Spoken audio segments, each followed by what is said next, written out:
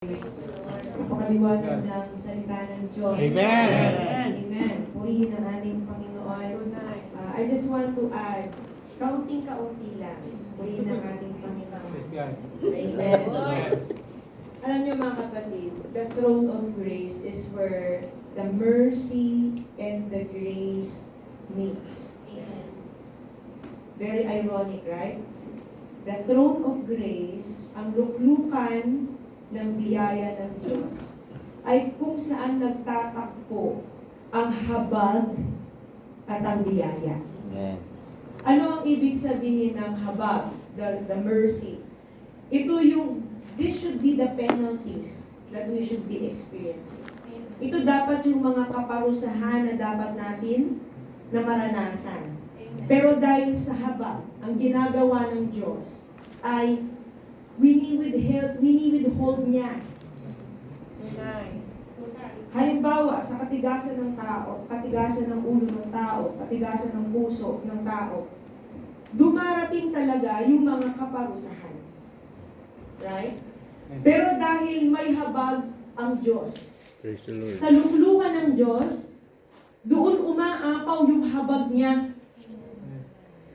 Doon din dumadaloy ang kanyang biyaya. Kaya if you will look at it, the mercy is actually what we have done in the past. Nahahabag siya sa atin dahil mayroon tayong mga nagawa sa nakaraan na kailangan ay dapat niya tayong parusahan. Pero hindi niya tayo magawang parusahan dahil sa kanyang luklukan ay napupuno siya ng biyaya. His grace withholds the penalties because of His mercy. So mercy and grace are inseparable. Kaya sa teksto na ginamit ng ating kapatid in Hebrews 4:16, ano ang sabi ng salita ng Diyos? Kaya't huwag tayong mag-atubiling lumapit sa trono ng mga baging Diyos upang makamtan natin ang habag at pagpapala. Sabi sa ABB, sabi sa original na Tagalog, doon saan matatagpuan ang kanyang biyaya, ang kanyang habag. Magsilapin nga tayong may pagkakatiwala sa luklukan ng biyaya upang tayo'y magsipagtamo ng awa. Ito ang habag. Amen? At mga sumpong ng biyaya, ito yung mga pagpapala. Ang Diyos ay hindi maaring ihiwalay niya ang awa sa biyaya. Dahil walang biyaya kung walang awa. Amen? Mga kapatid, walang magiging biyaya kung walang awa ang Diyos. Kaya sabi ng salita ng Diyos, para pala tayo ay magkaroon ng tulong sa panahon ng pangangailangan, yung dapat sanang biyaya na hindi ipararanas sa atin ng Diyos dahil sa kanyang mayamang awa, ibibigay niya. Kaya kailangang lumapit.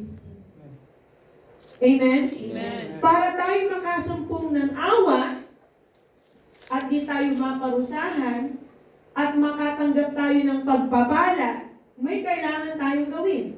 Amen. Ang sabi, kailangan tayong magsilapit. Amen. Magsilapit nga tayong may pagkakatiwala. Hindi lang tayo basta lumalapit. Amen. Sa ating paglapit, para mahingi natin, para matanggap natin yung eksaktong awat biyaya, yung eksaktong tulong sa ating pangangailangan, dapat masumpungan ng Diyos yung buong pagkakatiwala. Di ba minsan meron tayong mga panalangin na yung talagang gusto natin, yun yung pinapanalangin natin. Meron namang panalangin na hindi natin talaga alam kung ano ang gusto natin, pero ang sinasabi natin, kung ano ang kalooban mo. Di ba? Meron din naman na hindi yun yung ipinalangin, pero iba ang binigay. Para pala matanggap natin kung ano ang eksaktong tulong na kailangan natin. Sabi ng salita ng Diyos, magsilapit nga tayong may pagkakatiwala. Ibig sabihin, yung hihilingin mo sa Diyos, dapat may buo kang pagkakatiwala. Ngayon, mayroong iba't ibang pagkakatiwala. Di ba? Meron tayong tinatawag na permissive will, purposive will, and perfect will. Pag sinabi mong permissive will, hindi talaga ito ang gustong tulong na ibigay ng Diyos sa'yo. Pero dahil ito ang ipinipilit mo, maari yang ibigay. Amen. But this is not the perfect will. This is the permissive will. Amen?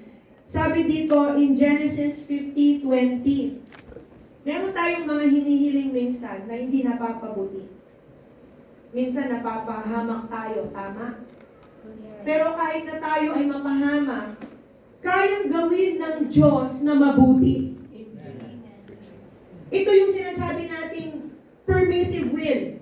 Maaring ipahintulot ng Diyos yung hinihingi mong tulong, pero hindi yun yung eksaktong gusto niyang ibigay. Pero dahil ito ang ipinipilit mo na tulong, maaari niyang ibigay yon.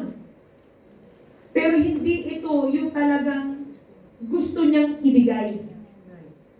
Totoong nagplano kayo ng masama sa akin, pero pinlano na ng Diyos na magdulot iyon ng kabutihan na siyang nagligtas ng marami sa inyo sa paggutom. Amen? Kahit na minsan yung hinihingi natin, hindi talaga yun ang gusto niya, maaari niyang bigay. Pero kahit tayo ay magkamali sa ating hinihingi, kaya niya pa rin palitan yun ng mabuti. Kasi nga, maawain siya. Amen. At ang Diyos ay matulungin. Hindi kanya tutulungan para sa iyong ikakapahamak. Right. Praise God. Lagi ang tulong ng Diyos para sa ikabubuti. Amen. Masamamang karanasan ito ngayon, pero at the end of it, para sa kabutihan pa rin natin. Amen.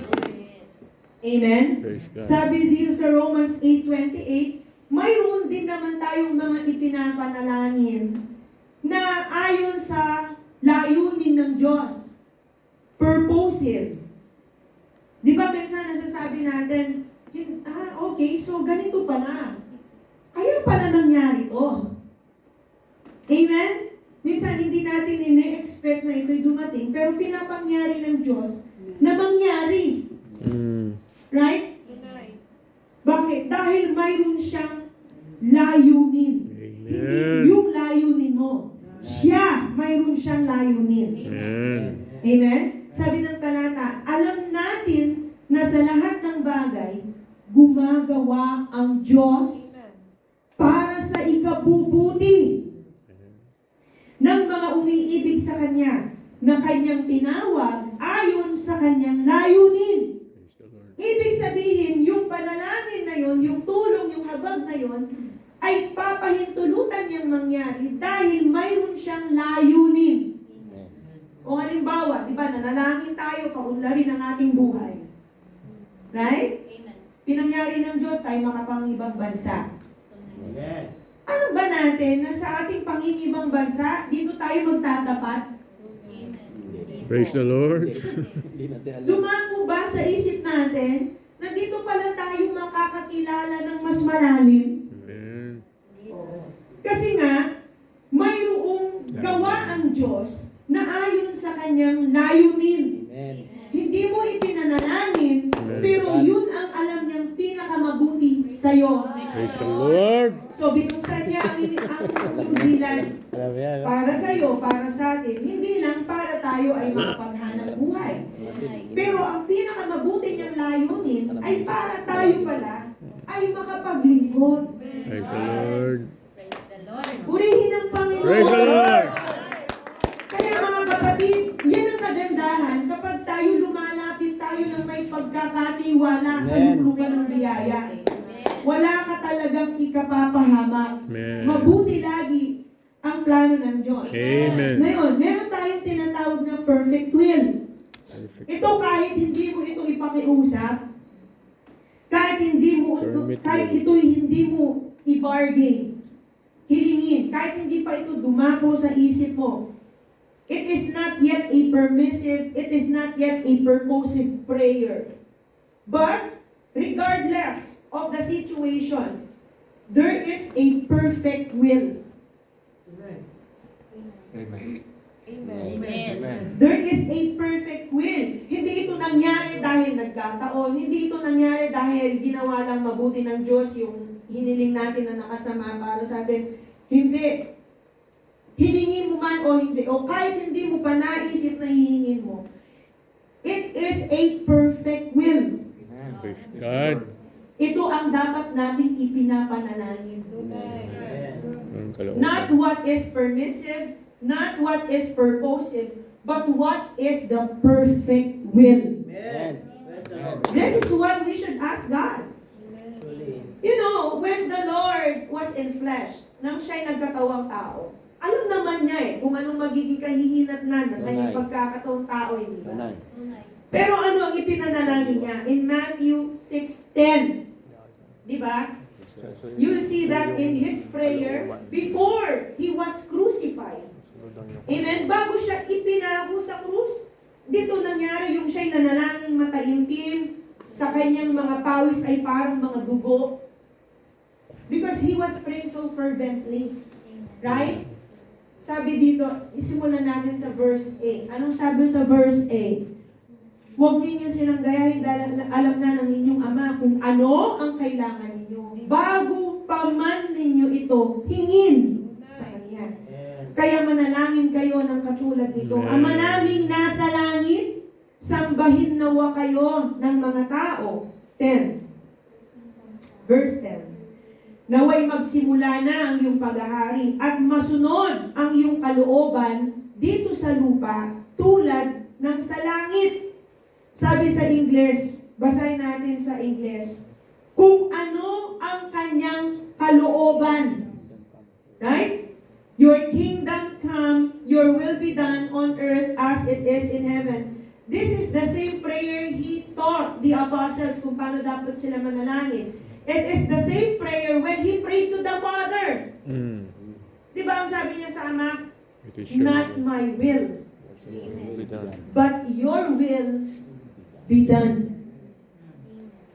When we pray a permissive prayer, it is as if you are saying, not your will, Father, but my will be done. You see the difference? Amen. There's a difference, Tunay. Tunay. right? So that's why Hebrews 4:16 points us that in whatever we ask to the Father, when we ask help in the time of need, it shouldn't be a permissive prayer. Gusto ko po ito, gusto ko po ito, gusto ko po ito. No. It should be whatever your will is. Amen? Your will be done. Amen. Amen. Not my will, but your will be done. Amen. Praise the Lord. Praise the Lord. Kung ano po ang kalooban mo, Ama, yun nawa ang mangyari. Praise the Lord. Amen. Yun ang ibig sabihin nang lumapit ka sa trono ng biyaya nang may buong pagkakatiwala. Amen. Not because you know the scenario. No. Not because you are anxious of what is to be. You're anxious of what is to happen. No. But regardless of the situation, may you know the scenario or not know the scenario, our heart should be like, whatever your will, Father. Amen. Whatever your will may be conducive to your prayer or not. Whatever your will, Father, may it be done. Amen. Kung ano ang kalooban ng Ama, yun ang mangyari. Amen. Purihin ang ating Praise the Panginoon. Lord. Kaya hindi kung ano ang kalooban ng tao. Tunay. Bagamat, you know, our God gives us as well the opportunity to pray what you really want. Tunay. John 15:16. But there is a condition. Right? 31. Ano sabi sa John 15:16? Basahin natin sa Tagalog ito. Hindi kayo ang pumili sa akin, kundi ako pumili sa inyo para humayo kayo at mamunga ng mga bungang mananatili. Sa ganon, anuman ang hingin ninyo, sama sa pangalan ko, ay ibibigay niya sa iyo, sa inyo. Ngayon, paano ibibigay ng Ama yung ating hihilingin kapag yung bunga ay mananatili? Paano nangyayari na tayo ay namumunga kapag tayo ay sumusunod? Amen. Amen. Only when we obey, that's where we bear fruit. Amen. When you give your faithful obedience, full surrender to our God, He will let you bear fruit. Amen. Amen. Hahayaan kanyang mamunga. Amen. Dahil sa sukat ng iyong pagsunod, doon kanya pagbubungahin. Amen. Ngayon, yung bunga mo, kapag yan ay manatili, yan ay mananatili dahil yan ang sukat ng pagsunod na yung ginamit. Amen. Maliwanag ba, mga? Amen. Amen. Ngayon, pag makita ng Diyos, yung pagsunod mo, yung lubusang pagsunod mo sa Kanya, magbubunga yan at mananatili yan. At kapag yan ay nanatili, bibigyan ka ngayon ng pagkakataon ng Ama, hilingin mo kung anong gusto mo, ibibigay ko sa iyo. Praise the Lord. Praise the Lord. Praise Hindi the kasi mahirap kausap ang Ama. Amen. Kaya bago pa natin sundin kung ano ang kalooban ng tao, ang dapat natin sundin ang kalooban ng Diyos. Acts 5:29, we must obey God rather than men. Sumagot si Pedro at ang kanyang mga kasama, ang Diyos ang dapat naming sundin at hindi ang tao. Lord. Kaya sa panalangin natin, ang Diyos ang dapat masunod, Amen. hindi ang tao. Hindi ang kalooban ng tao. Ang kalooban ng Diyos ang dapat nating sundin. Amen. Praise the Lord. Kapag yan ang makita ng Diyos, mangyayari sa inyo, sa atin, itong teksto na ating napag-aralan. Praise the Lord. Hebrews 4:16. Basahin natin muli. Dito na tayo magtatapos. Magsilapit nga kayo may buong pagtitiwala. Sabi sa ADB. Magsilapit nga tayo may pagkakatiwala sa luklukan ng biyaya upang tayo'y magsipagtamo ng awa at mga kasumpong ng biyaya upang tumulong sa atin sa panahon ng pangangailangan. Hindi ka lang basta mananalangin.